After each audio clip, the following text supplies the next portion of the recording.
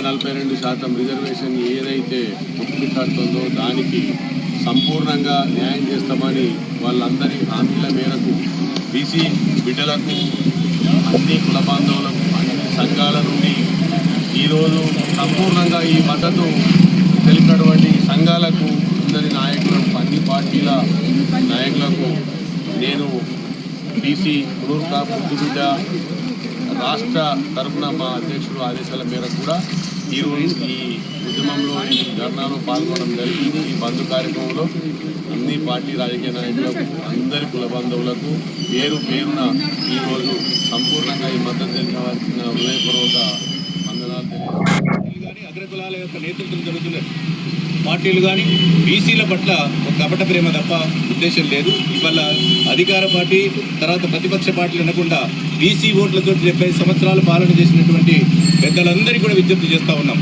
మా అధికారాన్ని ఉద్యమంగా మార్చినటువంటి పార్టీలన్నీ కూడా పునరాలోచన చేయాలి. ఇది ఉద్యమంగా మార్చాల్సిన అవసరం లేదు. మీరు అఖిలపక్షం కూర్చుండండి, మీరు అభిప్రాయం చెప్పండి. బంద్ పిలుపులో భాగంగా మండలంలోని వాణిజ్య వ్యాపార విద్య అన్ని సముదాయాలను ఉదయం నుంచి స్వచ్ఛందంగా బంద్ పాటిస్తున్నారు. ఈ సందర్భంగా బీసీ నాయకులు మాట్లాడుతూ 72 ఏళ్లలో అగ్రవర్ణాల వారు పాలించారు. ఈ బంద్ కార్యక్రమంలో అన్ని పార్టీల నాయకులు, కుల సంఘాల నేతలు మల్లుగారి నర్సగౌడ్, హమీద్, కోరా సురేష్, వెంకటస్వామి, కోడె రమేష్, దోసల చంద్రం, ఆంజనేయులు, వెంకట యాదవ్, కుల సంఘాల నాయకులు తదితరులు పాల్గొన్నారు.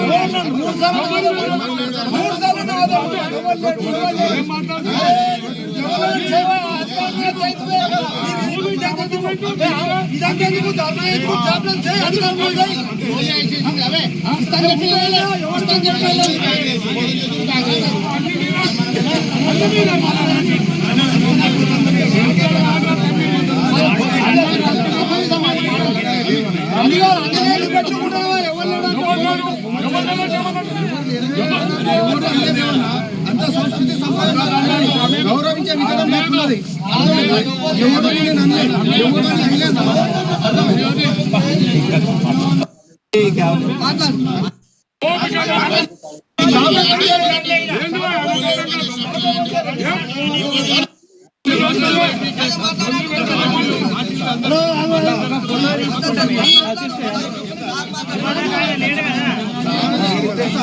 ఇంత పెద్ద మెజారిటీ విలేజ్ 10 మంది లేరు సార్.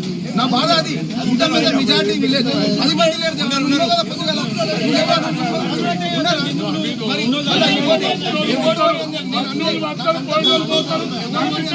వ్యక్తిత్వం